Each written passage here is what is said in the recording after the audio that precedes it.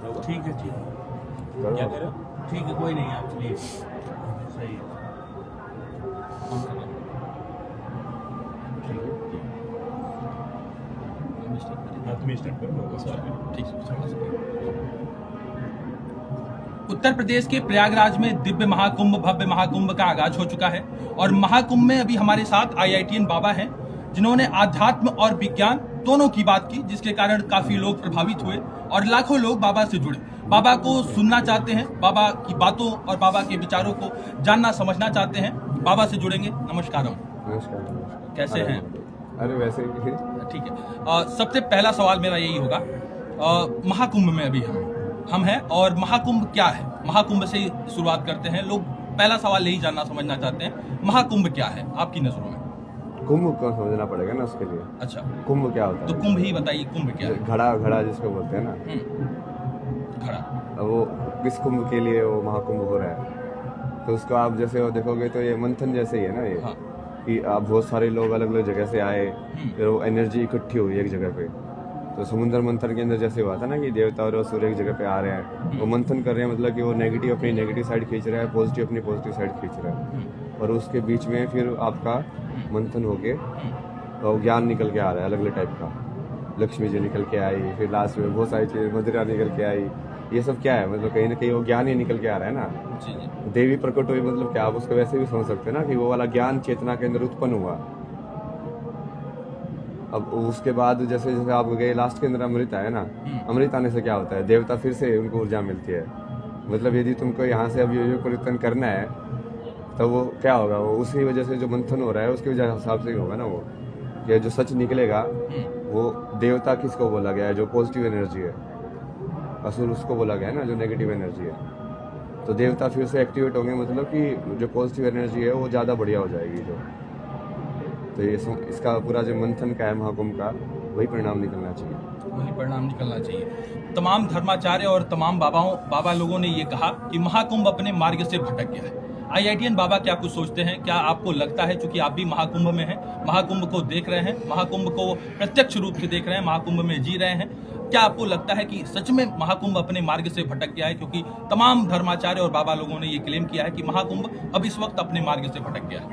आपको क्या लगता है? नहीं, वो मुझे तो वो मार्ग क्या था मतलब। उनका कहना है कि महाकुंभ जिस पर केंद्रित होना चाहिए, सनातन धर्म के प्रचार प्रसार पर केंद्रित होना चाहिए, लेकिन वो अपने मार्ग से हटकर अब दूसरे दिशा में जा रहा है, ऐसा उनका कहना है। तो कौन लेके जा रहा है दूसरी दिशा? उनका ये कहना है कि कौन है? मतलब नाम तो बताओ ना आप। तमाम ये सब करके ना, ये मीडिया वाले सवाल पूछ रहे हैं यार। ये तो हाँ ये वो लोग क्या बोल रहे हो, तुम क्या सोचते हो उसके बारे में? अरे यार, तुम सनातन धर्म के बारे में पूछो ना, तुम कर रहे हो वही चीज जिसका तुम एक्यूज हो कर रहे हो ना। तुम सनातन के बारे में बात ही नहीं कर रहे हो, तुम सवाल ही पूछ रहे हो कि ये बोल रहे हैं, तुम क्या बोलते हो? फिर तुम ये बोल रहे हो, तुम सनातन के बारे में ही बहस करोगे तो वो क्वेश्चन ही नहीं आएगा, तो किसी को बोलने का मौका ही नहीं मिलेगा। सनातन की बात करो ना जी। सनातन धर्म क्या है? सनातन धर्म क्या है? जो सत्य है। जो सत्य है। और सत्य वही होगा जो कुछ होने वाली चीज सत्य नहीं हो सकती, क्योंकि होने वाली चीज हमेशा मृत्यु और जीवन के बीच में रहती है। जो नहीं है वही सत्य हो सकता है, जो शून्य है, जो शंकर है। दरअसल यही कॉन्सेप्ट चल रहा है। देखिए यहाँ पर जो है, मतलब इधर धर्माचार्य बैठे और शास्त्र का ज्ञान लेके बैठे, इधर साइंस और अध्यात्म दोनों है। तो ये क्योंकि महाकुंभ है, इसका प्रयोजन क्या है, इसी प्रयोजन पे हम बातचीत कर रहे हैं। और ये प्रयोजन, जैसे समुद्र मंथन हुआ तो मंथन से अमृत निकला, विष निकला, और भी चीजें निकली, उसके बाद वो हुआ। तो इस महाकुंभ से क्या निकलने वाला है, पहले तो हम इधर चर्चा करेंगे, फिर हम आपके पास आएंगे। महाकुंभ से क्या निकलने वाला है? सबसे बड़ी चीज है कि अभी अभी आपने बाबा जी को सुना, कुंभ के बारे में आपने प्रश्न किया और कुंभ को बड़े सरल तरीके से आपने स्पष्ट कर दिया। घड़ा। ये घड़ा क्या है? आप हमारे चेहरे को देख रहे हैं, नीचे गले को देख रहे हैं, यही घड़ा है जो उल्टा है। उस घड़े का मुंह ये है और बुद्धि ही उसका तल है, जहाँ अमृतत्व छुपा हुआ है। ये कब निकलेगा? जब सकारात्मक और नकारात्मक दोनों प्रवृत्तियों के बीच में एक मंथन होगा, पूर्व पक्ष और उत्तर पक्ष का जब मिलन होगा, वो स्थिति ब्रह्म की होती है। जो विरोधाभास के बीच होती है चीजें, वो पहले विष होती है। आप किसी भी अच्छे काम को करने के लिए जाएंगे तो आपको गालियाँ पड़ेगी, अरे ये चैनल वाला आगे सब ये करने वाले वो करने, तमाम तरह की बातें। जब उस विष को आप पी जाएंगे ना, तब आपके जीवन में अमृत आएगा। इसको समझिए, कौन क्या कह रहा है उससे नहीं मतलब है, इसके मूल बिंदु पे जाए, ये हमसे जुड़ा हुआ कैसे है। तो ये आपको स्पष्ट हो गया कैसे जुड़ा हुआ है, अमृत कहाँ है, ये अमृत है। इसको सही करिए, इसमें विष मत डालिए, इसको अमृत बनाइए। कर्क रेखा कहाँ से गुजरती है, इलाहाबाद के नैनी से गुजरती है। गंगा, यमुना और सरस्वती यह त्रिवेणी है। बेड़ी मतलब चोटी। चोटी जब बनाई जाती है तो 3 भाग में किया जाता है, केस को और गूथा जाता है तो दिखाई 2 ही देता है। यहाँ पे नदियाँ कितनी हैं? नदियाँ हैं 3, लेकिन दिखाई कितनी देती है? बेड़ी के जैसे 2, इसीलिए त्रिवेणी है। इसको भी समझिए। और एक चीज और जान लीजिए कि आप अभी कुंभ के बारे में हमारे बाबा जी ने बहुत अच्छी बात कही। एक तो पहले इनको समझने के लिए तो अपना अमृत सही करना पड़ेगा, अपना घड़ा सही करना पड़ेगा। शेरनी का दूध किस में रुकता है? तो लोग कहते हैं कि सोने के पात्र में रुकता है। तो भैया शेरनी का दूधवा निकला है, ये खोपड़िया में कब रुकेगा? जब उस दूध के अनुकूल हम पात्र होंगे, और नहीं तो कहीं से न कहीं से विष बन के भटक निकल जाएगा, फूट जाएगा, टपक जाएगा, गिर जाएगा। दूध फटा क्यों? क्योंकि पात्र सही नहीं था। बातें रुकी क्यों नहीं? क्योंकि आप पात्र सही नहीं थे। समझिए तो, हमारी बात समझ रहे हैं ना मैं क्या बोल रहा हूँ? अब ये पक्ष हो गया। इलाहाबाद के नैनी से कर्क रेखा गुजरती है। भारत का स्टैंडर्ड टाइम यही से लिया गया है, स्टैंडर्ड टाइम यही से लिया गया है। और कुंभ राशि पे जब बृहस्पति आ जाते हैं 12 वर्ष पे, मकर राशि के जब सूर्य हो जाते हैं, तो इन दोनों की एक दिव्य किरणें मिल करके इसको गज केसरी योग कहते हैं। एक प्रकार से गज और केसरी। और कर्क राशि, जो कर्क चंद्रमा मनसो जात चक्षो हो सूर्य हो जाए तो चंद्रमा मनस है। कर्क का अधिष्ठात्री देवता कौन है? कर्क राशि का मालिक कहा चंद्रमा है। चंद्रमा, सूर्य और गुरु, इन तीनों का जब समन्वय होता है तो वो अमृतत्व आकाश से टपकता है 1 महीने तक। और उसमें बैठ करके हम साधना करते हैं, तपस्या करते हैं, पूजन करते हैं, गंगा में डुबकी लगाते हैं। अच्छा, एक प्रश्न और हो जाता है कि त्रिवेणी में ही जहाँ तीनों नदियाँ मिल रही है वहीं पे स्नान करने का ही फल है क्या? आकार नहीं। नाग वासुकी तक त्रिवेणी है। जैसे लाइट का प्रकाश निकल रहा है तो केवल लाइट तक तो सीमित नहीं है ना, ये तो चारों तरफ रूम के कोने कोने तक पहुंचा है। उसी तरह से जो अमृतत्व है, यह पूरे इसकी परिधि है जहां तक इसका प्रभाव जाने वाला है। तो एक चीज ये समझ लेना है कि ये इसका जो अमृतत्व है, यह पूरे परिधि के अंदर ये टपक रहा है। और कुंभ शब्द का अर्थ होता है जो आपने बताया, हमारी बुद्धि ही कुंभ है। कलशस्य मुखे विष्णु कंठे रुद्र समासिता। तो कंठे रुद्र समासिता इसीलिए तो नीलकंठ पड़े। इसमें विष रखेंगे तब ना तो उगलना है, उगलेंगे विष उगलेंगे तो आपकी निंदा होगी, और अंदर घोंट लेंगे तो आप मारे जाएंगे। तो इसीलिए विष को विष में रखिएगा तो आप महादेव हो जाएंगे, नीलकंठ हो जाएंगे। यही तो प्रवृत्ति हमारे। बहुत अद्भुत, बहुत अद्भुत। अच्छा, नहीं, इसी चीज को मैं थोड़ा विज्ञान समझना चाहता हूँ। इन्होंने अमृत बताया और कर्क रेखा, मकर रेखा, सारी चीजें बताई, उनका वो भी बताया। आपके हिसाब से, विज्ञान के हिसाब से कैसे लगता है? विज्ञान के हिसाब से कुंभ क्या है? नहीं, विज्ञानी तो बताया ना उन्होंने। उन्होंने जो बताया वो विज्ञानी बताया कि वो वैसे जब वो अरेंज हो जाते हैं अलग अलग एस्ट्रोलॉजिकल कंडीशन एक पर्टिकुलर फॉर्मेशन में, तो एनर्जी जो है वो अमृत जैसी हो जाती है, समझे। और वो चूँकि वो पर्टिकुलर जगह के हिसाब से होगा ना, वो कि अब जैसे यहाँ पे 3 रिवर्स की एनर्जी भी मीट कर रही है। जैसे सदगुरु इसका बहुत बढ़िया से बताते हैं ना, जैसे वाटर में वैसे तो एनर्जी होती है, बट जब वो वोर्टेक्स में आता है तो उसकी एनर्जी और अलग टाइप की हो जाती है। तो यहाँ से 3 अलग अलग जगह पे आके एक काइंड ऑफ एक अलग टाइप का वोर्टेक्स बन रहा है ना वो, तो वो जगह के हिसाब से भी है। और फिर वो एस्ट्रोलॉजिकली, क्योंकि वो जनरली भी वो ऐसी कॉम्बिनेशन है कि वो पॉजिटिव एनर्जी के लिए बढ़िया है। अमृत बोला उन्होंने भाई। एनर्जी तो है एनर्जी, लेकिन उसको समझने के लिए क्या करना पड़ेगा? वो जो ऊर्जा है यही युवाओं के मन में नहीं आ पा रहा ना। वो तो महाकुंभ देख रहे हैं कि महाकुंभ स्नान करना है, महाकुंभ ऐसा है, सही बात। महाकुंभ में सेल्फी लेनी, वैसा करना है, यहाँ पे जाके फोटो खिंचाना है। वो उनके मन में कैसे वो चित्र बनेगा कि महाकुंभ में आके ये एनर्जी होगी, उस एनर्जी को कैसे वो ग्रहण कर पाएंगे? सबसे पहले तो उसको जानो ना। सबसे पहले तो तुमको थोड़ा बहुत उसके बारे में लोगों से बात करके उसका ज्ञान डेवलप करो। जो ज्ञान आ जाए थोड़ा बहुत कि हाँ समझ में आ जाए कि हाँ भाई ये बात तो सही है, फिर उसका यहाँ पे तुम प्रैक्टिकल भी कर सकते हो। जैसे कोई बैठ के कथा वगैरह सुन रहे हो दिन के अंदर, या वैसे कथा से तुम रिलेट कर पा रहे हो, क्या तुम्हारा भक्ति भाव आ रहा है कि नहीं आ रहा है जो तुम करना चाह रहे हो। तो यहाँ पे कितनी सारी हो रही है ना इवेंट्स, जैसे कथा वगैरह भी हर जगह हो रही है। तुम जाओगे तुमको अलग अलग भाव, अलग अलग चीज़, ज्ञान के मामले में तो बहुत सारी चीज़ें मिल जाएंगी। लेकिन तो- सही ज्ञान क्या है ये कैसे पता करेंगे? जैसे नागा बाबा भी यहाँ पे है, नागा साधु भी हैं, अघोरी साधु भी हैं, हर कोई है, जगह जगह पर बाबा लोग बैठे हुए हैं। तो कैसे ये पता लगाया जाए कि ये जो बात बोल रहे हैं बाबा ये सही है, ये तर्कसंगत है, ये मतलब ये बातें एकदम करेक्ट है, ये कैसे पता करें? यदि महाकुंभ के अंदर यदि ये पता करना हो तो ये पता करना नॉर्मल इंसान के लिए तो बहुत मुश्किल है ना। ये इसी में तो फंसते हैं लोग, इसीलिए मैं आपसे ये सवाल क्योंकि उस चीज़ को बोलने वाला और जीने वाले में अंतर करना बहुत ही कम लोगों को आता है। कि ये इंसान सिर्फ बोल रहा है और ये इंसान बोल भी रहा है और जी भी रहा है, वो बता नहीं पाते लोग। तो वो उसमें तो मुश्किल है। वो ठीक है, उसके लिए हम कर रहे हैं अभी कोशिश। वो वही है, वही तो मंथन है, वही तो समुद्र मंथन हो रहा है। मतलब कि इसके बीच में सेपरेशन कैसे होगी, जो सही वाले हैं गलत वाले क्या है, और ज्ञान का मतलब क्यों, कौन सा ज्ञान सही है। क्योंकि ज्ञान तो सही ही होता है दोनों का, बात तो दोनों वही बोलते हैं कि ईश्वर एक है, अद्वैत, सब कुछ वही है। बट दिक्कत क्या है कि एक इंसान उसको धारण किए हुए है, एक इंसान धारण किए नहीं हुए हैं। वो अलग चीज़ को धारण किए हुए हैं। जैसे उसका बाकी उसको जैसे देखोगे जीवन क्या, वो उन सिद्धांतों के हिसाब से जी रहा है जो वो बोल रहा है। जैसे मेरा तो एक ही सिद्धांत है, सत्यम शिवम सुंदरम। मतलब का सत्य में रह के जीने का, बाकी तो कुछ भी करता रहे ऊपर से, और सत्य में रहने का। सत्यम शिवम सुंदरम। हाँ, तो सत्य ही शिव है।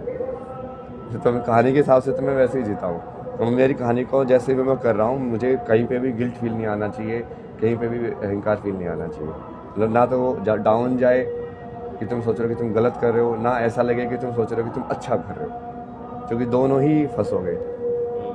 तुम सिर्फ कर रहे हो। अच्छा, सनातन धर्म क्या है? सनातन धर्म की परिभाषा आपकी नजरों में? बताया तो था परिभाषा, इसी में तो बताया था, शून्य। अच्छा, सुनिए और अगला सवाल।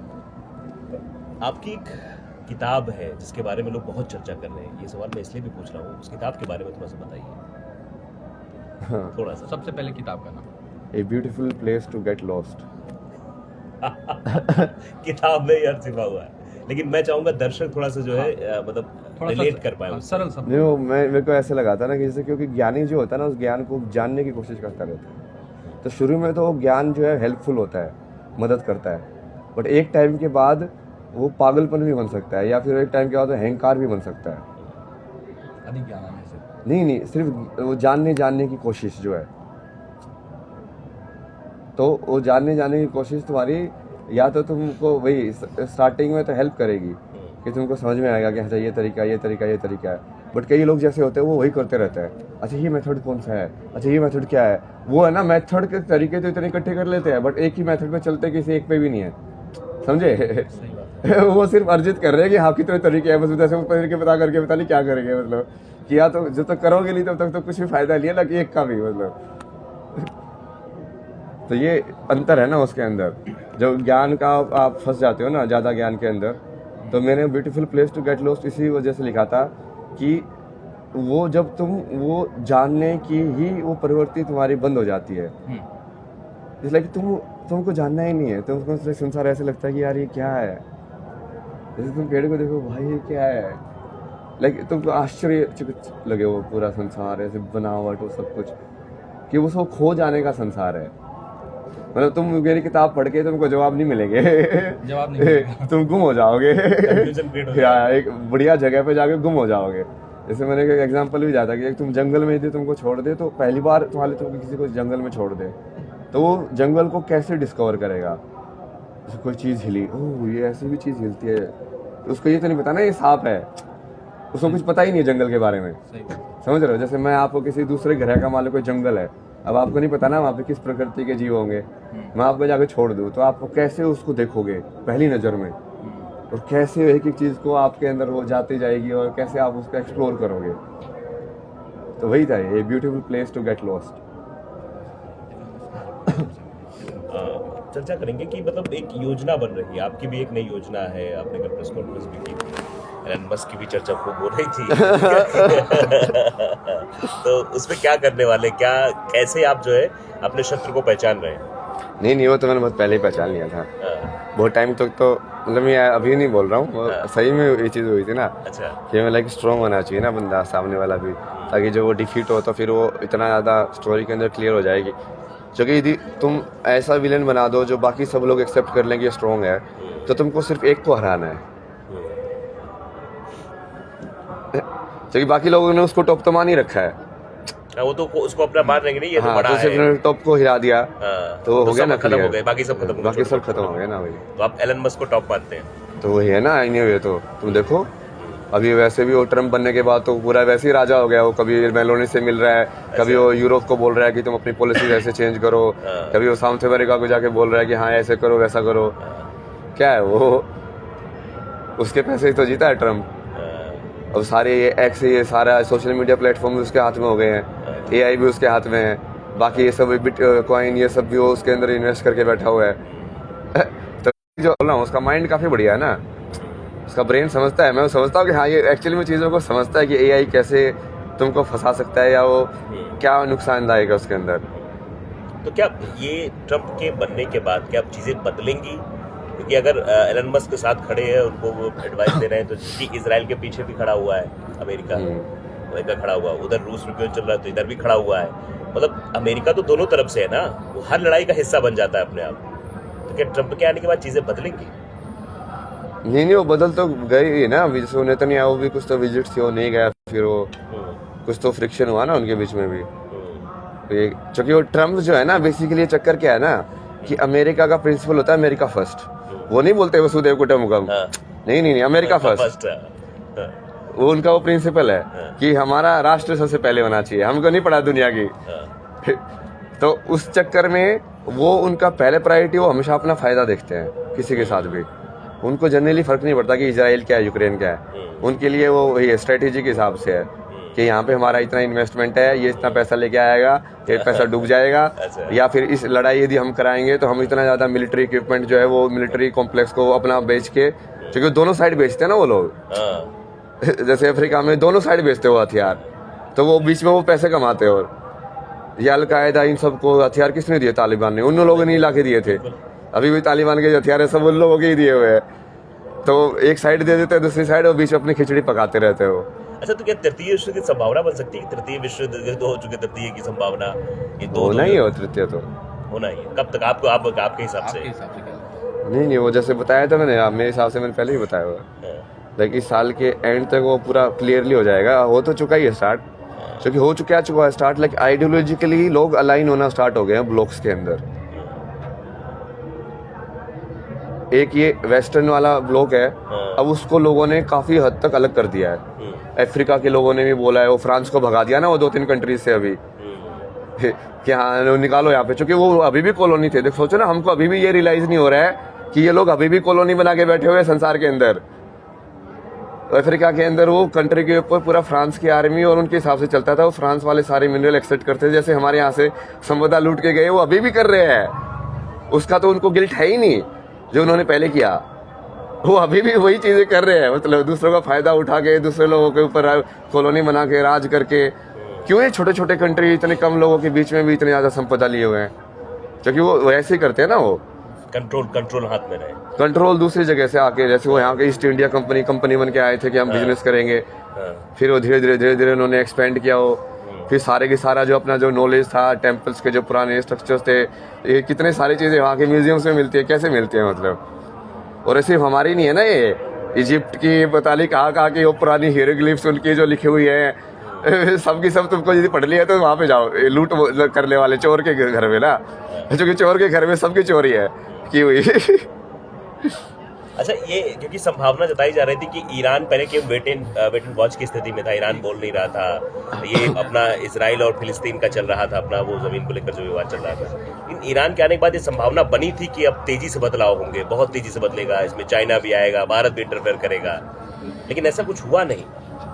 नहीं, वो ईरान का अभी नहीं बन सकता ना। वो ईरान अभी इतना ताकतवर नहीं है ना, वो यूएस मेन है ना उस केस के अंदर। तो बस इस पूरे के अंदर सिर्फ यूएस ही मेन है, क्योंकि यूरोप के अंदर ऑलमोस्ट क्षीण हो चुके हैं ताकत,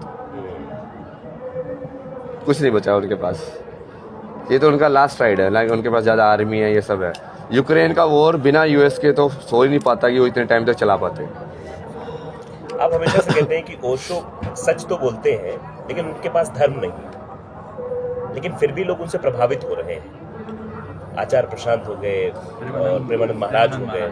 आपको क्या लगता है इन तीनों में से किसको सुनना समझना चाहिए? नहीं, वो वैसे है ना कि कई बार क्या होता है ना कि कोई इंसान मान लो उसको रियलाइज ना भी हो, बट क्योंकि जो बोल रहा है वो सत्य है तो सामने वाला समझ जाए उससे, समझे? जैसे गीता का कोई चीज वो बोल रहा है, वो बोलने भी बोल रहा है, उसने पढ़ लिया, रट लिया, ठीक है, उसने खुद भी धारण नहीं किया है, बट क्योंकि तुम इंटरेस्टेड थे उसका जानने में तो तुमने वो शब्द समझ के उसके मुंह से तुमने उसको सही अर्थ समझ लिया। कितनी कहानियां ना ऐसे गुरु शिष्य वाली भी, कि वो शिष्य उस चीज को समझ गया। उनसे पूछो ना, इसका देखो बढ़िया जवाब देगा वो। कुछ ऐसे सवाल पुटअप कीजिए बाबा से। पहले तो एक तो आपने जिस विषय पर ओशो के बारे में आपने ओशो के बारे में भाई, ओशो की बातें मतलब धर्म को नहीं मानते थे, सत्य को स्वीकार करते थे, अभी आपने बातें बोली। तो पहले तो आप रावण को देख लें। रावण कौन था? तो कहा सबसे बड़ा नास्तिक था, लेकिन उसने कहा जटाटवी गलज वलभ प्रवाह पा वितस्थले गले बलम बलम विताम भुजम तत्मालिकाम ढमट ढमट ढमट ढमट निनाद ढमट ढमर भयम। क्या कोई कहता है क्या कि रावण गाया है इसको फेंक दे? नहीं गा, बड़े बड़े विद्वान गाते हैं। हमारी संस्कृति रही है कि कोई कितना भी बुरा रहा है उसके अंदर की अच्छाई है, उसको ग्रहण कर लो। क्या बात है। अच्छा, ये ऐसे हुआ साधु हो कोई भी हो, साधो उससे हमें नहीं मतलब। साधु ऐसा चाहिए जैसा सूप सुभाए, सार सार को गई रहा है, थोथा दिए उड़ाए। क्या बात है, क्या बात है, बहुत बढ़िया, बहुत बढ़िया। तो यही चीज है। हाँ। हमारे कहने का मतलब है कि हमने अभी कुंभ की चर्चा करी ना, बात तो कुंभ से उठी थी। हम लोग वैश्विक राजनीति पे भी चर्चा कर ली। अच्छी बात है कि हम लोग एक कुंभ से उठ करके और जगत कल्याण के विषय में भी थोड़ी सी चर्चा कर ली, बहुत अच्छी बात है। ये जगत कल्याण के लिए तो कुंभ है। वही तो है, यही से एनर्जी डेवलप होगी ना। आपने घड़े को देखा है ना, अभी आपने बताया, घड़े को उलाट देंगे तो हमारा माथा उल्टा हुआ ही घड़ा है, वो नीचे की तरफ है, और ऊपर जो है कि जो उल्टा हुआ घड़ा है उसका पतले नीचे वाला भाग क्या है? मस्तिष्क, उसके अंदर अमृत है। उसी को पाने के लिए हम लोग एकत्रित हुए हैं। अभी बहुत सी चीज़ें चर्चा हुई है, बहुत सकारात्मक आपने बातें कही, बहुत सी चीज़ें आप मैं तो सुन रहा था बड़ी गंभीरता से। आप भी बड़े बातपटू लोग हैं। पहली बात की आप लोगों ने बहुत अनुभव भी किया, अच्छा लगता है। प्रश्न जब अच्छे होते हैं ना, एक चर्चा करने में मजा आता है, नहीं तो अंड मंड प्रश्न करने वाले से मूड खराब भी होगा। सही भी बात है। तो एक आपका प्रश्न भी बहुत बढ़िया है भाई, उनके ऊपर आपने चर्चा करी, कैसे आना चाहिए, कैसे स्नान करना चाहिए, कैसे रहना चाहिए, तीन की बातों को माने, बहुत जटिल प्रश्न है। तो कहा महाजनों जेन गदा सपन था, इतनी भीड़ है, हम रास्ता देखे नहीं है कि कहाँ पे संगम है। तो जो संगम जा रहा है उसके पीछे कहने भैया ये संगम जा रहा है, इसके पीछे पीछे चले जाओ, तो आप आसानी से पहुँच जाएंगे। जो रास्ता देखा है, तो जो महाजन हैं जिस रास्ते पे जा करके और सत्व को प्राप्त कर दिए हैं, सत्यम शिवम सुंदरों को जिन्होंने प्राप्त कर लिया है, उनके बताए हुए मार्ग पे हम चल करके हम आइंस्टीन तो बन नहीं सकते, लेकिन आइंस्टाइन नहीं बन सकते, लेकिन उसके बताए हुए सिद्धांतों को हम धारण करके हम अपने जीवन को सफल तो बना सकते हैं। हम गौतम हो नहीं सकते, कड़ाद हो नहीं सकते, लेकिन उनके बताए हुए बनाए हुए सिद्धांत को हम धारण करके सफल तो हो सकते हैं ना। तो यही शास्त्र है, यही शास्त्रों के वचनों को आप धारण करिए। जो शास्त्र की बातें करे, जो यथार्थ अपनी जीवन की बातें करे, जो जी रहा है, उसके बातों को स्वीकार करिए। और जो शास्त्र की बातें छोड़ करके और अपना जो प्राकृतिक जीवन है, जो नेचुरल है, उसको छोड़ करके और दिखावा का जीवन जी रहा है, उससे दूर हो। आप जैसा है वही शास्त्र है। शास्त्र क्या है? तस्मात् शास्त्र प्रमाणन्ते कार्य कार्य व्यवस्थित हो, कार्य और कार्य की व्यवस्था शास्त्र करता है। तो शास्त्र वही कहता है ना जो प्रकृति का है, जो नेचुरल है, जो स्वाभाविक है। क्या बात है, दिखावा क्यों करते हैं? बहुत ये बढ़िया। बात है, यही है। जय और जय मेरे को बाबा शंभू। जी से महाराज जी से एक प्रश्न हर हर मेरे मन में महादेव। उठ रहा है। बिल्कुल बिल्कुल। और एक मेरा प्रश्न आपसे है, इस कुंभ को आज के युवा पीढ़ी और मानव जीवन से कैसे हम संबंध स्थापित करें, इस विषय में आप आपका हम विचार। सबका मार्गदर्शन करें। हाँ, ये वही है, मैं तो युवा के लिए ही बोल रहा हूँ ना, क्योंकि जैसे धर्म कोई यदि आगे लेके जाना है तो कौन लेके जाएगा? युवा पीढ़ी तो लेके जाएगी। युवा पीढ़ी। यदि उन्होंने वो धर्म को धारण नहीं किया या उनकी समझ में वो नहीं आया तो कैसे जाएगा वो चेतना की स्मृति के अंदर आगे? तो उनको पास ऑन करना बहुत जरूरी है। वो टॉर्च ऐसे ही तो पास ऑन होती गई ना। हर किसी भी संप्रदाय के इतिहास में या किसी भी वो ज्ञान जो था वो एक गुरु ने नीचे वाले को दिया, फिर दूसरे वाले ने उसको दिया, फिर दूसरे वाले ने उसको दिया। ऐसे ही हमारे सारे वेद भी ऐसे आए एक एक से करके। तो युवा पीढ़ी में जाना बहुत ज़रूरी है, और स्पेशली क्योंकि आज के टाइम में हमारी युवा पीढ़ी लाइक पश्चिमी से ज़्यादा अट्रैक्टेड है ना, वो उसको ज़्यादा मान रहे हैं। तो इसके विलुप्त होने की सिचुएशन ज़्यादा है कि हाँ, ये पता चला कि आगे टाइम में जितना बचा है उतना भी ना बचे। तो ये मंथन वाला जो टाइम है बहुत बढ़िया टाइम है, क्योंकि इस टाइम पे का एनर्जी जो है वापस से ऊपर जा रही है। तो उस टाइम पे हमको वो सारे यूथ्स को, चाहे वो किसी भी विषय में हो, पहली बात की किसी भी प्रश्न को ना नहीं बोलना किसी को, क्योंकि आज की जो यंग जनरेशन है वो चाहती है प्रश्न करना। जी। वो नहीं चाहते कि वो सिर्फ मान ले, तुमने बोल दिया वो मान ले, नहीं, वो सवाल पूछेंगे। सवाल पूछेंगे। तो कोई भी गुरु है उसको ये ध्यान रखना पड़ेगा कि वो जैसे वो तरीका जो अपने चेले या दूसरे शिष्यों के साथ अपनाते हैं ना कि हाँ मैंने बोल दिया तो आदेश है, बस यही है, वैसा नहीं चलेगा उनके साथ, क्योंकि वो तो सवाल करेंगे। वो उनको तो यदि तुम नहीं समझ आ पाए तो वो तुम्हारी कमी है कहीं ना कहीं। यदि उसका सवाल का उत्तर तुम्हारे पास नहीं है तो कहीं ना कहीं तुम्हारी कमी है ना। सही बात है। तो ये बहुत बढ़िया तरीका है कि लाइक यूथ को तुम अंदर आने दो, उनको जैसे भी है, जिस भी तरीके से वो सवाल करना चाहते हैं, जो भी वो समझना चाहते हैं, उनके उत्तर दो। फिर उनको प्रैक्टिकल वाली चीज़ें बताओ कि इसको असली में कैसे कर सकते हैं, जो आपको आते हैं। मतलब हर एक गुरु को अलग अलग तरीके आते हैं। तो आपको क्या लग रहा है कि यूथ आ रहा है, यूथ अट्रैक्ट हो रहा है, यूथ चीज़ों को समझ रहा है, सुन रहा है, प्रश्न कर रहा है और जानना समझना चाहता है, आपको लग रहा है? हाँ, मैं तो बहुत ज़्यादा ऐसे किया ना, जैसे इंस्टाग्राम पे भी यूथ से मैं काफ़ी कनेक्टेड रहता हूँ, अलग अलग चैनल्स पे भी लाइव करना। हाँ। तो जो पूरे साइंस वाली जो सोच रखते हैं, जो अब भारत के दर्शन शास्त्रों को पढ़ रहे हैं, जो कोई IIT में बैठा हुआ है, तो वैसे वाले जो यूथ है यदि हम उसको जो कर रहे हैं मतलब बेसिकली, तो इसमें तो यही होगा ना कि 95% तो आपको ऐसे लगेगा जो नहीं कर रहे हैं, जो पश्चिमी साइड जा रहे हैं। बट जो 5% कर रहे हैं, आपको उनको पकड़ के और उनको फिर कनेक्ट करना है, बढ़िया से तैयार करना है पौध की तरह आगे वाली जनरेशन के लिए। सही बात है। और कोई प्रश्न? और एक मेरे मन में अभी आप बोल रहे थे तो मेरे मन में एक भाव आया कि आज की युवा पीढ़ी को सबसे धर्म की आवश्यकता है, क्योंकि यही एक समाज का निर्माण करेंगे और इन्हीं से हमारी संस्कृति का संवर्धन होना है। अब समस्या यहाँ पे एक बात फंस रही है कि यूथ को एक सही मार्गदर्शन देने वाला नहीं मिल रहा है। जैसे हमको किसी चीन में रहने वाले को समझाना पड़े तो चीन की भाषा आनी चाहिए। तो ऐसा है, यूथ की भाषा हम बात करते हैं तो केवल और केवल शास्त्र में ही हम डूब जाते हैं।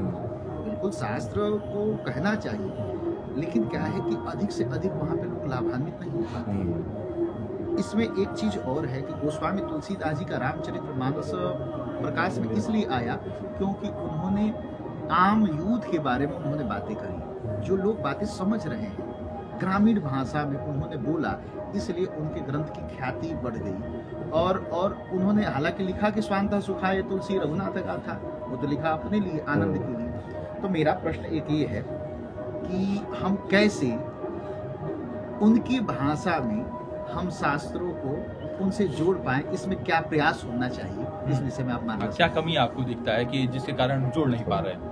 नहीं, वो बिल्कुल उन्होंने बिल्कुल सटीक बताया। जैसे आप किसी चीज़ को समझते हो ना, आपने उसको कैसे समझा, उसका शब्द बहुत महत्वपूर्ण है। जैसे आपने प्लस को योग के फॉर्म में पढ़ा ही नहीं है कि जमा करने को योग बोलते हैं। वैसे तो यदि आप गणित को हिंदी में पढ़ते हो तो उसको योग ही होता है।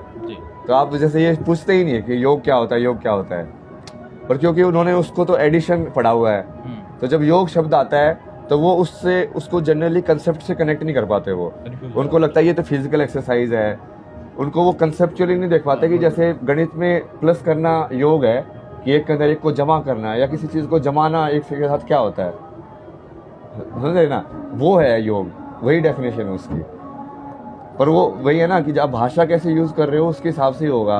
तो ये ब्रिज बनाना पड़ेगा ना बीच में, कि इस लाइक भाषा के कनेक्शन का एक ब्रिज बनाना पड़ेगा कि ये जो तुम बात कर रहे हो ये यही वाली बात है। तो वही तो हम कर रहे हैं ना। अभी पिछले इंटरव्यू में भी यही किया था कि उसी चीज़ का जवाब आप मेरे से जैसे लोगे तो मैं थोड़ा प्रैक्टिकल तरीके से बताऊंगा, उनसे जैसे लोगे तो वो शास्त्र के तरीके से बताएंगे। तो कहीं ना कहीं वो इस भाषा में और उस भाषा में वो एक ही जवाब है।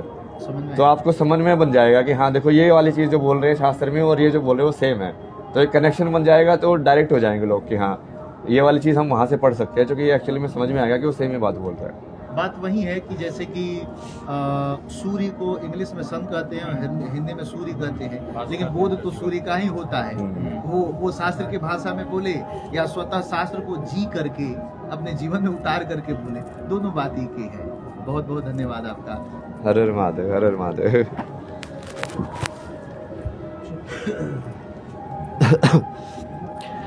ये मैसेज किया था आगे बढ़ रहे हैं अभी, जैसे सुनते जाओ तो लोग बस ना सबका अलग अलग करना है क्या फिर? ज़्यादा नहीं था। नहीं फिर 5-5 मिनट का कर रहे थे तो हम पहले ही करते ना, हमने इतना लंबा लंबा क्यों किया? फिर वो इसीलिए किया ना कि एक आप कंटेंट सब लोग ही ले लो, मतलब ये तो फिर मीडिया वाला ही काम हो गया ना फिर से, समझ रहे हो? हम पहली बार मिल रहे हैं। नहीं वो पहली बार में फिर आपको अपनी समझ रहा हूँ ना कि आप इंडिविजुअल कंटेंट क्यों चाहते हैं। आप धर्म के लिए आप कॉमन कंटेंट से ही लगा लो ना उसको ही, उसके अंदर ही अपनी कुछ वो ऊपर वाला वो डाल के मसाला वगैरह डाल दो। वो अलग अलग कंटेंट ऐसे तो कितने लोगों को देंगे यार, मतलब कितने लोगों के साथ करेंगे? ज़्यादा नहीं 5-7 मिनट तक सिर्फ बात करेंगे। हम लोग ज़्यादा परेशान है, टीवी वाले नहीं है गुरुजी, ठीक है आप? नहीं वो फिर भी वो दिमाग पे तो जाता ही ना वो। नहीं मैं समझ रहा हूँ, बस ज़्यादा तो समझो ना, वो जितना ज्यादा तुम शब्दों में जाते हो उतना ज्यादा तुम निशब्द से दूर होते जाते हो। जी बिल्कुल, और सत्य निशब्द में है। सत्य तो मैं बात निशब्द की करके और बात करके यदि मैं कर रहा हूँ तो कहीं ना कहीं मैं भी थोड़ा एनर्जी में डाउन चला जाता हूँ फिर चेतना में। इसीलिए सारा एरिया ब्लॉक कर रखा है, कोई टेंशन नहीं, बस हम लोग ये सब परिवार ही है समझ लीजिए, और कोई अदर नहीं वो परिवार तो है, बट परिवार मेरी जान लेने में लगा हुआ ना, देखा ना उल्टे आई मेरे को आप। वो ये कि इसी वजह से तो होता है ना। मैंने लोगों को समझाया, तुम मुझे इतना मेरे को एडवाइस दे रहे हो कि खांसे का ध्यान रखो, इसका ध्यान रखो, तुम मुझे आराम करने का टाइम दोगे तो शरीर हील अपने आप ही करता है। उसको सिर्फ आराम चाहिए, उसके पास सारी चीजें हैं, सारा मैकेनिज्म है, सब तंत्र है कि इस चीज बीमारी को कैसे ठीक करना है। दवाई थोड़ी ना हील करती है तुम्हें, शरीर के पास है टेक्निक। तुम हाथ कट जाता है तो अपने आप ही कैसे भर जाता है, तुमने थोड़ी ना बताया उसको कैसे भरना है। उसके सारी टेक्निक पता है कि हाँ अब यहाँ पे ब्लड भेजो, अब इसको ये करो, अब ये करो, इसके ऐसे सीलना है, तो पूरा बढ़िया से सिटीज होता है। देखो तो आज मैं एक इंटरव्यू कर रहा था महाराज जी। नहीं रुकिए ना अभी, वो बंद कीजिए ना अभी, ये ऐसे नहीं करते ना। वो लाइट भी बंद कीजिए यार, आंखों में लगती है वो लाइट। महाराज जी का रुकिए उसको बंद कीजिए ना। हाँ बंदी है तो वो भी पहले ही मतलब हमने इंटरव्यू करा था सदगुरु है रितेश्वर जी। हाँ तो मैं युवाओं के बारे में पूछ रहा था गंगा घाट में, तो कह रहे युवाओं की अब क्या बात कर रहे हो, IIT पढ़ के लोग आ रहे हैं। तो मतलब मैं सवाल भी नहीं कर रहा था, लेकिन उन्होंने जिक्र किया। फिर जब बातचीत हुई तो उन्होंने कहा कि आज के युवा जीवन और जीविका में उलझे, जीवन नहीं समझना चाह रहे, जीविका के पीछे। हाँ एग्जैक्टली, वो मैंने वही बोला था एजुकेशन में कि एजुकेशन सिर्फ तुमको पैसा कमाना सिखाने की एजुकेशन हो रही है, अपने आप को या जीवन को नहीं समझा रही, इसलिए वो मेंटल हेल्थ इश्यूज हो रहे इतने सारे।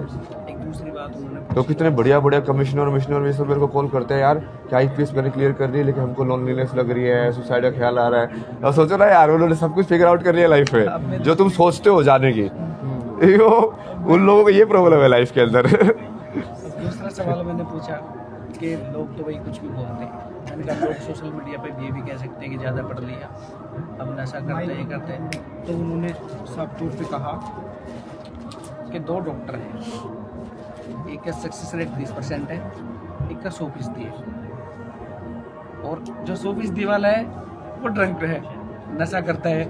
अगर आपके पिता बीमार हो गए या फैमिली मेम्बर कोई हो गया तो आप किसके पास लेके जाओगे? तब तो आप सोचोगे नहीं वो डॉक्टर नशा करता है, तब तो आप सक्सेस रेट देखोगे। बिल्कुल, तो मैं तो वही बोल रहा हूँ ना, तुम ज्ञान पे फोकस करो ना, पर्सनैलिटी पे फोकस करोगे तो फंस जाओगे।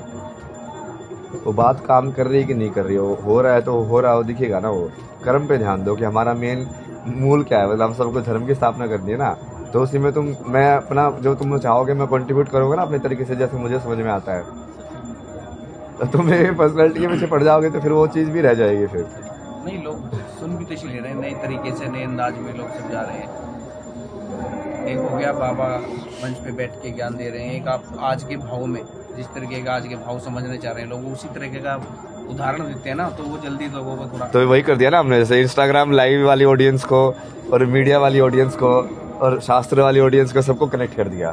सब एक ही चीज़ देखो। तो यहाँ पे वो वैसे वाले यूथ होंगे जो यंग वंग है अपने घर में बैठे हुए हैं, वो शायद कुंभ में ना भी आए हो, बट वो फिर भी वहाँ से उनको भी ज्ञान मिलना चाहिए ना। मतलब बहुत सारे लोग काम में बिजी है, बहुत सारी चीज़ें होती है भाई। Radhe Radhe.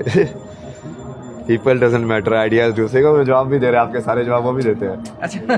People doesn't matter, ideas do. Swami Vivekananda ने बोला था कि विचार देखो, इंसान को मत देखो।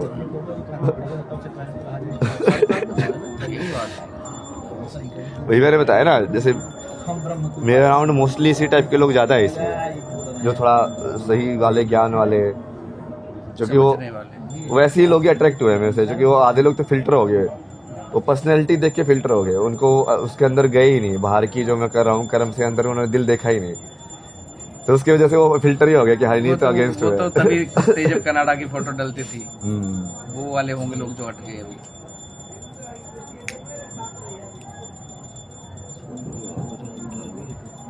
ये भोलेनाथ वाला ही वो है ना डिलेमा।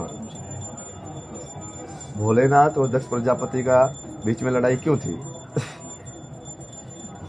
दक्ष जो थे प्रजापति थे, ब्रह्मा के पुत्र थे, और क्या लड़ाई है वो उनके बीच की? क्योंकि एक ब्रह्मा रूल्स के हिसाब से, जो कि रूल नहीं होंगे तो प्रकृति को क्रिएशन नहीं हो सकता। प्रकृति के क्रिएशन के जो मूल सिद्धांत है वही तो ब्रह्मा है। शिव जो है वो रूल में चलते नहीं है। उनका ना चलना ही उनकी डेफिनेशन है कि जो रूल में ना चले वही शिवा है। वही शिवा है ना। तो दक्ष को वही लगता था कि ये क्या है, ये तो कोई भी रूल फॉलो नहीं करता है, कुछ भी कर लेता है।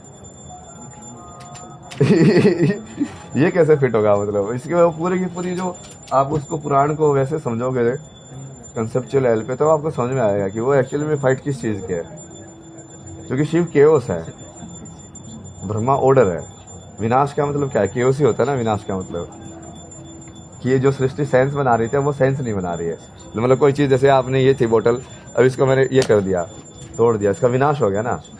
क्योंकि पहले वो एक साइंस बना रही थी कि कुछ हो सकता है उससे, वो साइंस नहीं बना रही। मटेरियल तो वही है ना, सिर्फ उसकी फॉर्म ब्रेक हो गई, इसकी वजह से वो साइंस नहीं बना रही है।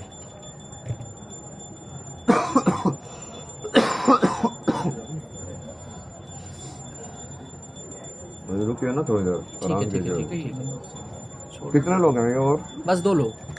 अभी 2 लोग हैं जो प्रतीक्षा में बैठे हैं अभी के साथ। आपके साथ आप हमारे चैनल के फैन निकले, हमने आपसे बात ही नहीं की आज तक कभी।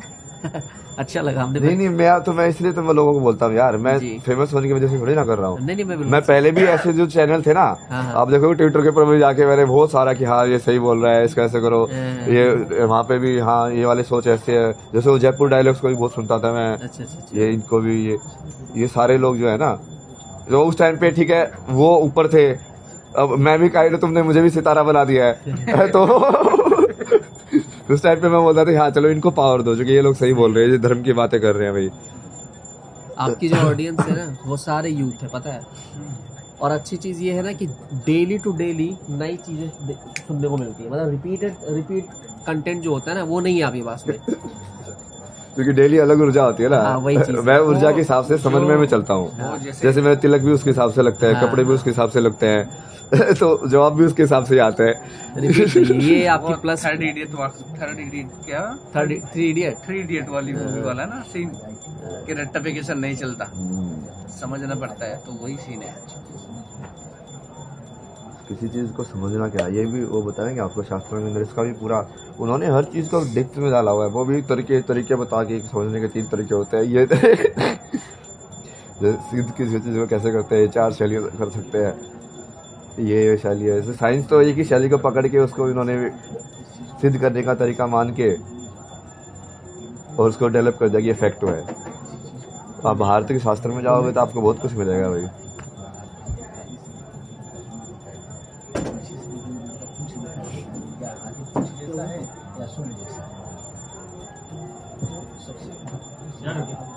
क्यों मेरा बैग निकाल देना जो बातें कही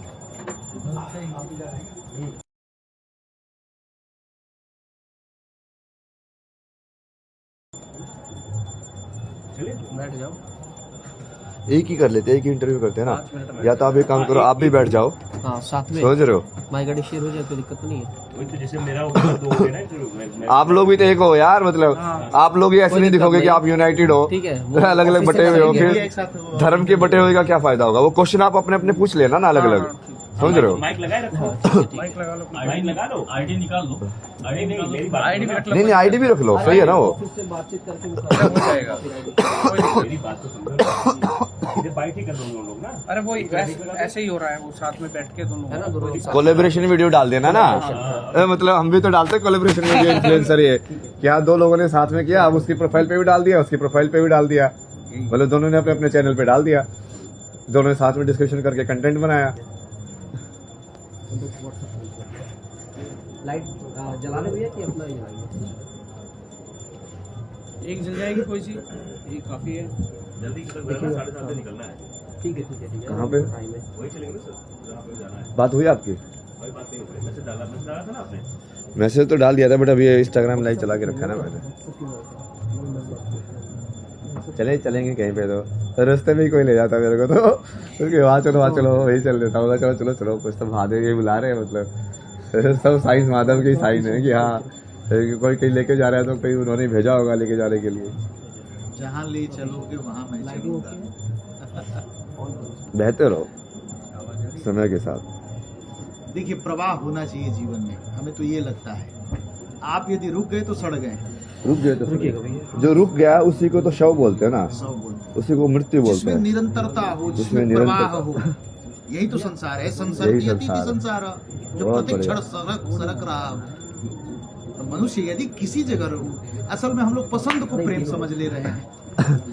या ऐसे वो तो इच्छा है, इच्छा है। पसंद तो, ये बना रहे दो क्योंकि वो सबकी अलग अलग होती है। सबकी अलग अलग। अब जैसे हमने मोबाइल को पसंद कर लिया, हाँ, फ्रेम अब कैसा कहते हैं हमको बनाएंगे? मोबाइल के साथ प्रेम है। हाँ। और एक समय प्रेम तीनों का हाँ ऐसा इससे तो करेंगे, घृणा तो होगा फिल्टरों में भी डाल देते हैं। यदि घृणा हो गया तो पसंद था, तीनों संयुक्त का ध्यान पसंद में प्रेम। हाँ, संयुक्त का सही रहेगा फिर। बस इसी 2.5 अक्षर प्रेम के पढ़े सो पंडित हो। हर हर महादेव। हर महादेव। करो, शुरू करो।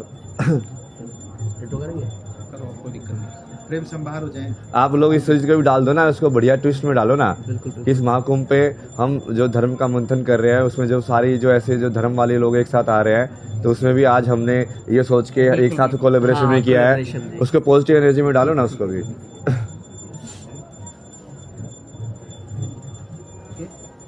बिल्कुल तुम ले लो यार।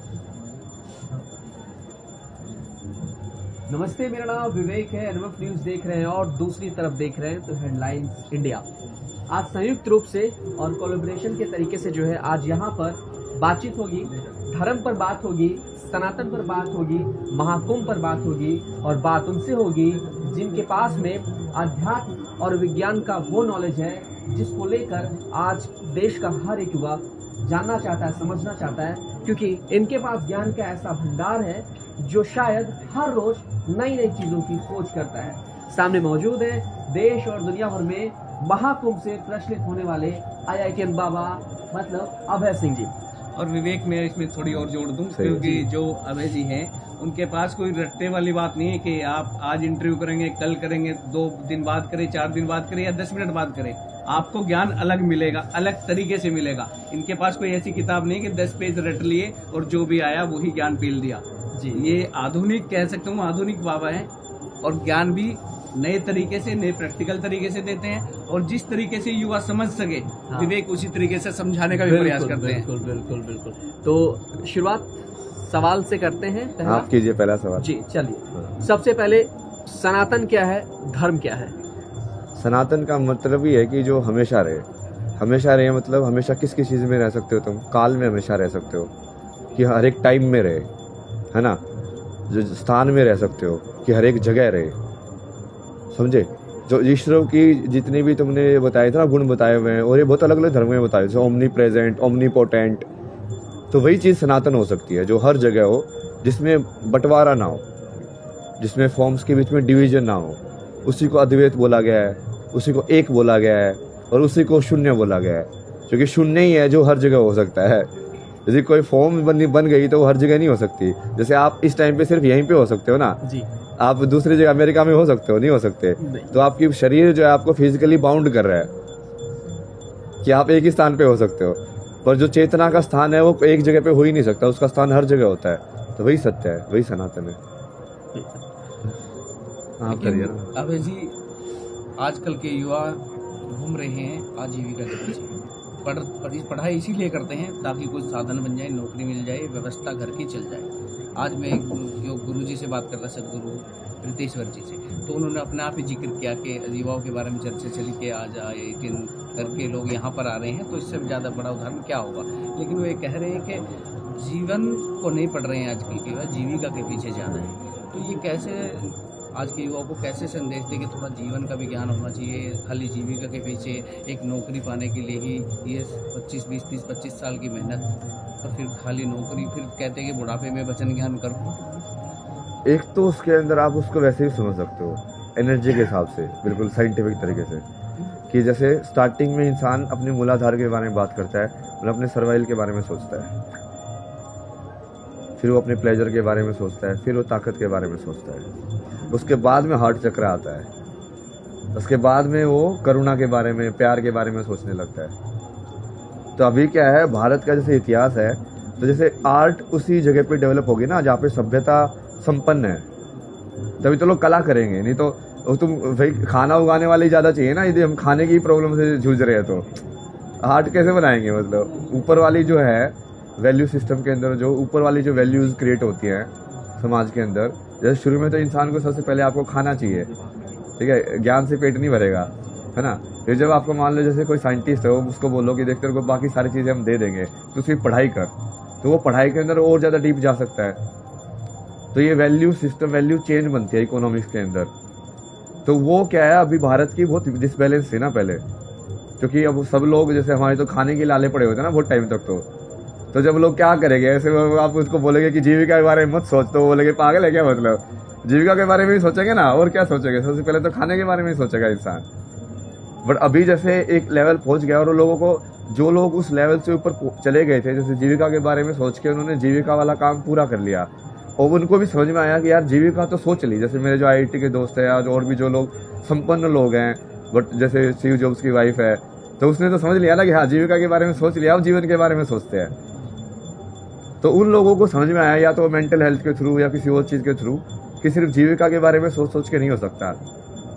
तो बट बाकी जो लोग हैं, अब उसको जितना ज़्यादा तुम सभ्यता को ऊपर उठाओगे, इकोनॉमिक्स को ऊपर उठाओगे, उतना ही वो लोगों को तुम बोल सकते हो कि हाँ तुम सिर्फ जीविका के बारे में नहीं, जीवन के बारे में भी सोचो। क्योंकि जब तक वो खाने के उसमें अपने देश में इतनी गरीबी रहेगी, ये सब रहेगी, तब तक ये बोलना किसी को शोभा नहीं देता ना। फिर वो बोलेगा क्या जीवन के बारे में सोचो, रात की रोटी का तो पता नहीं है मेरे को। तब मुश्किल हो जाता है थोड़ा। हाँ, तो वही है ना, वो जो कि आपका हायर नॉलेज वाला या सूक्ष्म ज्ञान की तरफ तब जाओगे ना जब ग्रोथ वाले चीज़ के अंदर सेटिस्फेक्शन हो। अन्नमय कोशा के अंदर ही प्रॉब्लम यदि आप फंसे हुए हो कि इसके अंदर नीड डिजायर कैसे फुलफिल नहीं करनी है, ये सब करना है, तो फिर मनोमय कोशा, फिर अंदर वाले जो है आपके प्राणमय कोशा, उसमें कैसे जाओगे। वो आंखें बंद क्यों करेगा इंसान जब उसका पता है कि वह आंखें खोल के रखे, तो क्या पता मेरी एक दूसरी डब्बा बिक जाए, मैं आज कुछ बढ़िया मिठाई खाने को मिल जाए, तो उसको बोलोगे कि तू ध्यान लगा के अपने अंदर जा। वो बोलेगा नहीं मैं अंदर नहीं जाऊंगा, मैं तो बाहर जाऊंगा, बाहर से मिलेगा मेरे को वो चीज़। पहले मुझे ना एक साल मुझे ना ऐसे अध्यात्म की दुनिया क्या है? यही दुनिया है, अपने आप को जानने की दुनिया, जीवन को जानने की दुनिया। जैसे उन्होंने बताया कि जीविका ही नहीं, जीवन को जानो। अब जब पूरी जीवन को जान लोगे तो जीविका को भी जान लोगे, कि चूंकि जीविका उसी का एक हिस्सा है। जीविका मतलब क्या है कि फिजिकल शरीर को हम यहाँ पे कैसे सस्टेन करके रखे, उसका माध्यम, कि मेरा जो अन्नमय कोश है उसका खाना कहाँ से आएगा, उसका बाकी सब उसको जो चाहिए मेंटेन होने के लिए, हवा पानी ये सब मेरा रहे, उसके लिए मैं बंदोबस्त करता हूँ कि मैं ये काम करूँगा तो मुझे ये पैसे मिलेंगे तो मैं एक चीज़ खरीद सकता हूँ। तो उस चीज़ को जानना कि जीवन क्या है, ताकि तुम अपने मन को समझ पाओ, सारी चीज़ें समझोगे ना उसके हिसाब से, अपने अस्तित्व को समझोगे, मृत्यु क्या है, कहाँ आत्मा क्या है, क्या हो, मैथमेटिक्स क्या है, गणित क्या है, ज्योमेट्री क्या है, सब चीज़ें समझ जाओगे एक्चुअली। तो पहले दिन से भेजे जिस दिन कुंभ में आए और आज तक क्या महसूस करें, कितने बदलाव आप में है? क्योंकि लोग भी लगातार पहले दिन आप फ्री मतलब स्वतंत्र रूप से मेले का आनंद ले रहे थे, उसके बाद धीरे धीरे आया कि जहाँ पर आप दिखते हैं मुझे लगता है कि 100-200 की भीड़, तुरंत कोई सेल्फी लेने या कोई इंटरव्यू लेना भीड़ हो जाता है। तो आप कैसा महसूस कर रहे हैं जो 15 दिनों का ये सफ़र है आपका? बहुत सीखा ना मतलब मैंने भी, क्योंकि मैं तो पूरी ज़िंदगी को साधना लेके चलता हूँ। मतलब मैं तो अपना लेके काफ़ी ध्यान बना के रखता हूँ कि ठीक है बाहर की सिचुएशन बनी रहेगी, बट तुझे सिर्फ सुनने की चेतना को पकड़ के रखना है। बट वो सुनने की चेतना को पकड़ना बहुत मुश्किल होता है जब इतनी ज़्यादा डिस्टर्बेंस हो तुम्हारे अराउंड, समझ रहे हो? अब भाई लोग आके तुमको धक्का मार रहे हैं सब, फिर भी तुम सुनने में बैठो, वो कितना मुश्किल है उस टाइम पे। वो मुश्किल हो जाता है थोड़ा ऊर्जा वाला, तो उसकी वजह से थोड़ा जैसे हेल्थ वाले इश्यूज भी हो जाते हैं। पर वो सीखा भी बहुत, क्योंकि अब जैसे मैं थोड़ा स्टेबल हो गया हूँ, इस चीज़ को मुझे समझ में आ गया कि हाँ अब ठीक है, अब ये ऐसे इसको हैंडल कर सकते हैं धीरे धीरे। क्योंकि वही है, तुम जैसे जैसे उस चीज़ को देखते जाते हो तुम सीखते भी जाते हो। कैसे मीडिया वाले लोग कौन होते हैं, ये कैसे बातें करते हैं, तो 4-5 बार तुम इंटरव्यू देते हो तुमको समझ में आ जाता है कि उनका पैटर्न क्या है, ये कैसे बात करते हैं, ये किस विचारधारा से आते हैं, समझ रहे हो? तुम पकड़ लेते हो उसको कि हाँ ठीक है इसके साथ ऐसे करना चाहिए मतलब डीलिंग। तो बेसिकली वो सेलिब्रिटी वाला काम तुम धीरे धीरे सीख जाते हो कि हाँ ऐसे पोज देना होता है, ऐसे करना होता है, कई बार ऐसे बंद कर दो, कई बार हाथ दे दो, कई बार मत दो। मतलब क्योंकि वो अब तुम कहीं ना कहीं जाने अनजाने में उस जगह पे पहुंच गए हो ना, तो उस रोल को तो तुमको निभाना ही है। बट वो मेन प्रॉब्लम वही है कि वो साधना वाली जो चीज़ है कि तुम उस टाइम पे भी तुम ये विचार हमेशा रहना चाहिए कि अगले मोमेंट पे भी मौत हो सकती है। ये हमेशा मौत को अपने दाहिने हाथ में पकड़ के रखो शिव को, कि इस मोमेंट को पूरा जियो, पर ये अगले मोमेंट की अपेक्षा नहीं होनी चाहिए। हमें इतनी बात जैसे भविष्य की कर रहे हैं, सब कर रहे हैं, बट उसके साथ ये भी याद होना चाहिए कि ये सब चीज़ें अगले समय में ही हो सकता है कुछ ऐसा हो जाएगी सब बदल जाए। हमारे सारे प्लान हमने जो भी सोचा वो फिर आज के अलग डायरेक्शन में चला जाए, हो भी सकता है ना। इंसान के सोचने से थोड़ी ना चीज़ें हो जाती है, बाहर के भी बहुत सारे फैक्टर्स होते हैं। लोग कुछ और सोच के बैठे थे, हम ये डैम बना देंगे, कोविड हो गया, देखो सारी टाइमलाइन हिल गई ना। सब कुछ हिल गया, सारे एग्जाम्स की टाइमलाइन हिल गई, सब कुछ जो सेट करके रखा होता टाइम के ऊपर।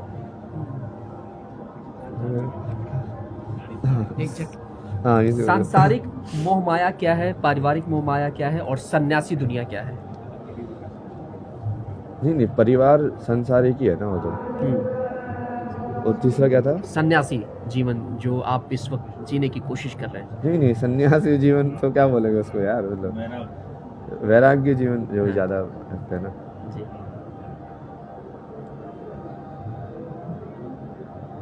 संसारिक जीवन मतलब अहंकार के हिसाब से जीना, और वैराग्य जीवन मतलब आत्मा के हिसाब से जीना। तो कि तुम बेसिकली मैं हूँ इतने में ही जीना, मतलब वैरागी में जीना। उसके आगे तुम कुछ जोड़ नहीं रहे हो। और अहंकार में जीना मतलब उसके आगे तुम एडजेक्टिव लगा रहे हो, विशेषण, कि मैं ये हूँ, मैं ये हूँ, मैं ये हूँ।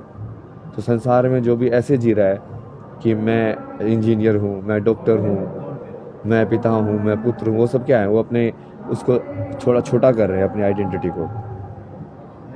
तो वो सांसारिक मोह माया है। और वैरागी वाला जो जीवन होगा वो क्या होगा? आत्मा से होगा कि मैं बस हूँ, आगे वाली चीज़ तो अपने आप ही हो रही है, ऊपर वाली तो क्या है वो समय निर्धारित करता है, कभी मैं ये हूँ कभी मैं वो हूँ। पर वो मेरा होना प्रधान है, जो कि जिसको चेतना या आत्मा बोलते हैं ना। लेकिन वो मैं ही तो बहुत मुश्किल होता है खत्म करना। जब एक बच्चे को आज हमारे माँ बाप भी कहते हैं कि हमने तैयार किया, आपको पढ़ाया लिखाया, सारा कुछ खर्च किया, आज आप हमें आँख दिखा रहे हो, तो वो मैं है या प्यार है, या वो उन पर कह सकते हैं कि बच्चे की भी तो कोई जिम्मेदारी होगी उनके प्रति? नहीं ना, उसमें दोनों उल्टी पुल्टी चीज़ है ना ये, कि या तो तुम माँ बाप ने बच्चे को संस्कार नहीं दिए, अब बच्चे को ढालने की रिस्पॉन्सिबिलिटी किसकी है? माँ बाप की है ना। तो तुमने उसको ढाला क्यों नहीं वैसे, कि वो अपने आप ही उस चीज़ को देखे कि कोई उसके लिए कुछ कर रहा है तो उसके वापस करना चाहिए। वो जनरल सिद्धांत होना चाहिए ना, सिर्फ माँ बाप का भी नहीं है वो, मित्रता में भी चाहिए वो चीज़, सिर्फ रक्त वाले रिश्ते में थोड़ी ना चाहिए वो, वैसे भी चाहिए ना। जैसे देश के लिए भी चाहिए वो, कि देश से तुम कुछ ले रहे हो तो वापस भी दो उसको। तो वो कि आप वो अभी तो क्या हो रहा है ना, सब ये बिजनेस के हिसाब से होने की वजह से सब उल्टा पुल्टा हो गया कि मैंने तो दिया, तूने वापस क्यों नहीं दिया। वो बोलता कि तूने तो दिया नहीं, फिर मैं इसको तुझे क्यों दूँ। ये सब चूँकि वो प्रेम और वो सब चीज़ तो हट गई है ना बिल्कुल। सब अहंकार के हिसाब से चल रहा है सब कि हाँ ये मैं तेरे को इतना दे दिया है, इतना हिसाब किताब है मेरा, अब तेरे को तू मैंने तो सोचा था मेरा इंश्योरेंस है ये 100x करके मिलेगा फिर बुढ़ापे का ऐसे ही हो गया ना। बच्चे भी बुढ़ापे का सारा क्यों बोल रहे हो तुम उसको, वो तो बिल्कुल ही शास्त्रों के विरुद्ध है ना। बुढ़ापे का सारा तो भगवान होता है बुढ़ापे में तुमको गृहस्थ में रहना ही क्यों है। हो गया ना तुम्हारा गृहस्थ का काम, जी लिया तुमने, बच्चों को बड़ा कर दिया, सब कुछ हो गया। अब भगवान के पास नहीं जाओगे क्या? क्या उसी मोह माया में ही उलझे रहोगे? जो कि कितने लोग मैंने देखे ना, पोता देखना है, अब पड़पोता देखना है। अरे कितने को देखोगे यार, मतलब कितनी मोह माया में उलझोगे। और मतलब सच को भी देख लो, बट वो टेंडेंसी को तो अपोज ही किया जा रहा है कहीं ना कहीं। लाइक कहीं ना कहीं इस चीज़ को तो हम प्रमोट कर ही नहीं रहे हैं कि हाँ भगवान का नाम लेना चाहिए। क्योंकि बहुत सारे तो जैसे भक्त जो हैं बचपन में ही हुए ना, ये प्रहलाद हुए, ध्रुव हुए, ये अपने जो स्वामी नारायण जी हैं वो भी बच्चे ही तो थे ना, बाल योगी, ये अक्षरधाम वाले जो हैं। तब मान लो उनके माँ बाप भी ऐसे होते हैं कि हाँ ये क्या है, भगवान का नाम ले लिया इसलिए ऐसे कर दिया वैसे कर दिया। तो देखो ना कितनी सारी अलग अलग अवधारणा जो गलत बनी हुई है समाज के अंदर, जो उस चीज़ को सही में नहीं होने दे रही है। लेकिन ये तो यही है कि भारतीय संस्कृति में तो ऐसे हैं कि अपने बूढ़े माँ बाप का पोषण करे, उसके बुढ़ापे में उसका, क्योंकि हम तो ले सकते हैं लेकिन फिजिकली तौर पे भी तो उनको बच्चों की ज़रूरत होती है, उसको उठाने में, बिठाने में, खाना खिलाने में। तो उस बुढ़ापे में ज़रूरत होती है, वो कहाँ भजन करेगा अकेला जाके। फिर लोग नहीं गालियाँ आप देंगे वही कि तो समझ वृद्धाश्रम रहे हो में यार। भेज दिया। कहीं ना कहीं जो एक साधु होता है वो मान लो सब कुछ त्याग के साधु बनता है। वो वैसे मेरे पास लाखों रुपए थे, फिर भी मैं सिर्फ चाय वाय पी के या ऐसे छोटी मोटी चीज़ें पी के रहता था, तो मैं खाना तो बढ़िया खा सकता हूँ। तो साधु जो है उसके पास ऐसा नहीं ना बढ़िया खा नहीं सकता, वो जानबूझ के नहीं खा रहा है, क्योंकि वो जो चीज़ आ रही है वही खा रहा है। अब जैसे मोंक होते थे, वो बुद्धिस्ट मोंक या जो भी, जो ऐसे तरीका जो होता था वो वही था ना कि भिक्षा पात्र को तुम लेके जाओगे, जो भी चीज़ वो डालेगा सामने वाला तुमको खाना पड़ेगा। अब तुमने जहर डाल दिया तो क्या होता, सड़ा हुआ खाना डाल दिया तो खाओगे तुम, तो तुम्हारा शरीर खराब होगा कि नहीं होगा? कौन ध्यान रखेगा तुम्हारा उस टाइम पे? भगवान। तो भगवान सब कुछ करने वाले हैं, यही तो समझना। आखिर में तुम माँ बाप पे क्यों अटक जा रहे हो? माँ बाप सिर्फ एक जन्म की कहानी है, वो आत्मा क्या पता किस किस शरीर में क्या क्या रिश्ते से होके आई है। भगवान को जानना जरूरी है ना, वो माँ बाप को भी भगवान को जानना जरूरी है। वो सिर्फ बच्चे के लिए नहीं है, माँ बाप को भी जरूरी है। क्योंकि यदि उन्होंने अपने माँ बाप के अंदर भगवान देख लिया होता तो ये स्थिति उत्पन्न नहीं होती ना, समझ रहे हो? वो प्रिंसिपल यदि उन्होंने जो सिखा रहे हैं वो अपना लागू कर लिया होता अपनी लाइफ के अंदर, तो अभी वो एनलाइटन होते।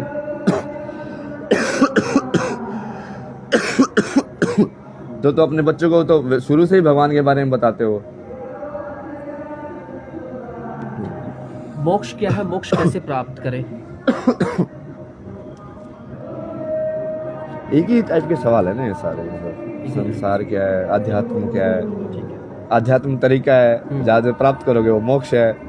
मतलब वही सनातन क्या है, सनातन जो असली सत्य है, जो मोक्ष का जो सत्य है वो सनातन है। तो एक ही चीज को, क्या भारत हिंदू राष्ट्र होना चाहिए, बनना चाहिए, जो पहल चल रही है सरकार की तरफ से? मतलब सनातन राष्ट्र होना चाहिए। मतलब उसको सिर्फ या तो आप हिंदू शब्द को अलग से परिभाषित कर दो, बड़ा बना दो उसको, जी। वो थोड़ा मुश्किल है कि भाई हिंदू का मतलब ही सत्य से है। मतलब उसका कोई ऐसे परफेक्ट ये ऐसे वाली डेफिनेशन नहीं है कि ऐसा होना ही हिंदू होता है। तो उसमें नहीं, तो फिर वो बाकी जो लोग जो सत्य पे चल रहे हैं बट वो वैसे ही डी फॉलो कर रहे हैं, वो इंक्लूडेड नहीं होंगे। तो या तो उसको सनातन राष्ट्र बनाओ फिर हिंदू राष्ट्र की जगह, क्योंकि फिर वो पूरे संसार को ही सनातन राष्ट्र बनाएंगे ना। मतलब हाँ, भारत उसका केंद्र बिंदु हो जाएगा फिर। अब तो चर्चा है सनातन बोर्ड की भी। सनातन बोर्ड तो होना ही चाहिए ना, वो तो प्रैक्टिकल है। रिलीजियस वे जगहों में किसके नाम कितनी है ये सब है, उसका प्रॉपर रिकॉर्डिंग और ये सब तो होना चाहिए ना। वो तो कुछ भी हो रहा है मतलब तो आपके जीवन का मकसद क्या है? कितना करें ना, बस ये दो प्रश्न और ना। आपके जीवन का मकसद क्या है?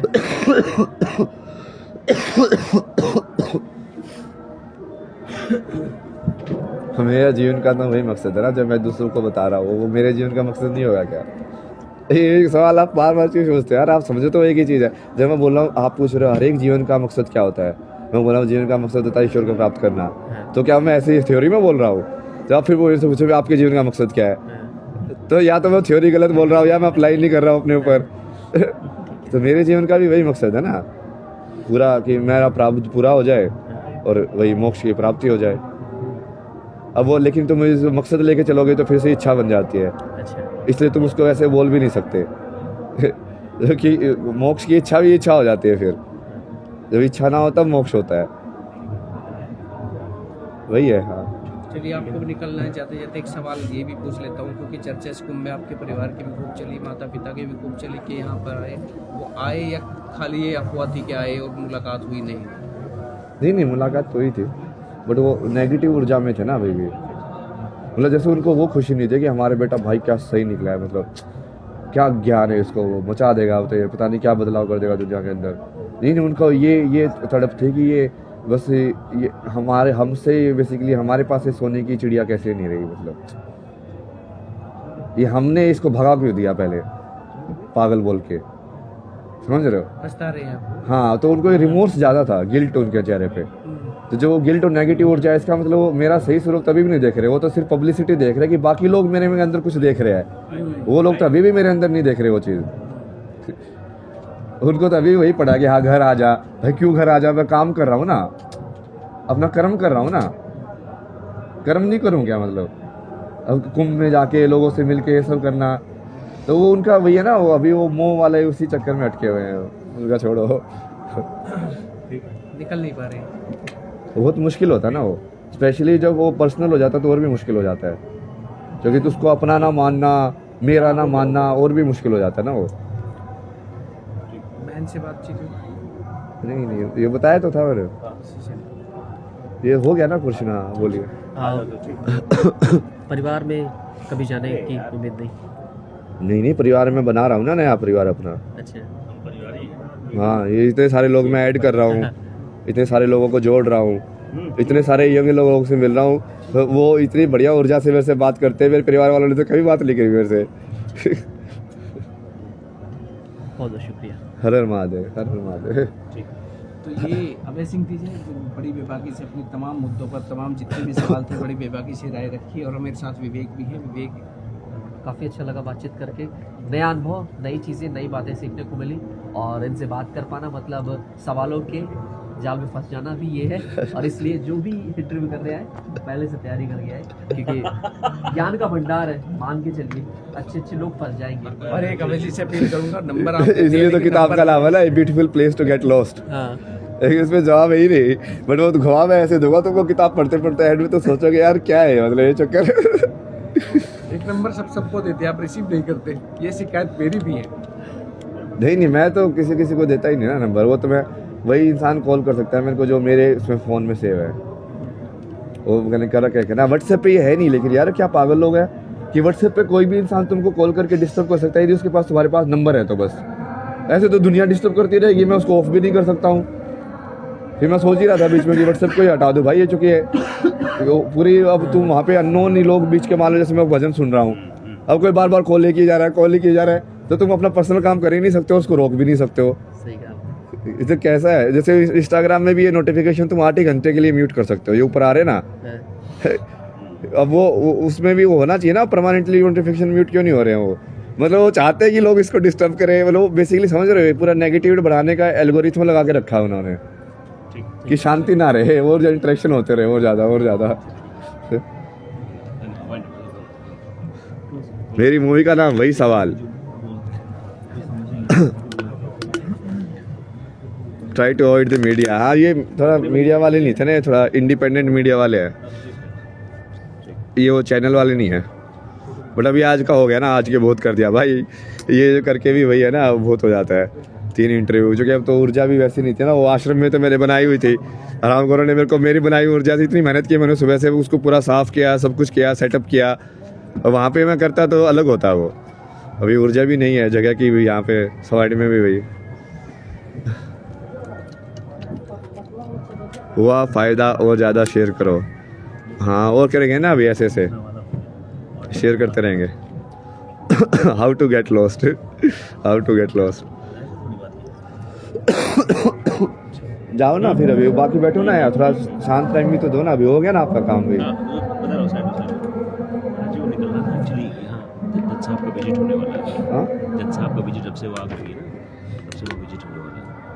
कह रहे अभी थोड़ा खाली पड़ना पड़ेगा, यहाँ चलना पड़ेगा थोड़ा। नहीं चलेंगे ना, पहले 2 मिनट तो बैठने दो। हाँ 2 मिनट बैठे। अब बाकी लोगों को करना थोड़ा, मैं हाँ, बाहर शांति बाकी भी लोग तो दो ना। बाहर लोग बस 2 मिनट में आ रहे हैं। 2 मिनट में आ रहे हैं।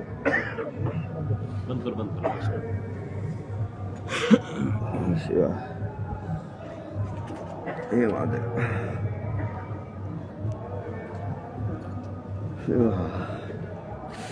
चलो इसको भी बंद करते हैं, क्योंकि अभी ट्रांजिशन करेंगे फिर वो लाइव आई हुई बैटरी भी ख़त्म होने वाली है इसकी। ये भी ढूंढना है यार, पावर बैंक भी यहाँ पे मिल ही नहीं रहा। मतलब बाकी सब चीज़ें बेसिक चीज़ें कमी है, मतलब यहाँ पे इंटरनेट है, फिर बाकी बिजली का भी नहीं मिलती है। It hurt seeing you crying. अरे रोना तो होता ही है ना, रोना तो जीवन का हिस्सा है, जैसे हंसना हिस्सा है। सत्य तो शून्य ही है, बाकी ऊपर से तो ठीक है ना, इमोशन ये वो गुस्सा रोना हंसना सब चलता रहेगा, मतलब सारे रस चलते रहेंगे। नी ठीक है। हर हर महादेव, जय शिव शंभो। फिर से मिलते हैं कि दूसरी जगह पे, हो सकता है किसी और के डिसीजन में ना, फिर से लाइव करेंगे।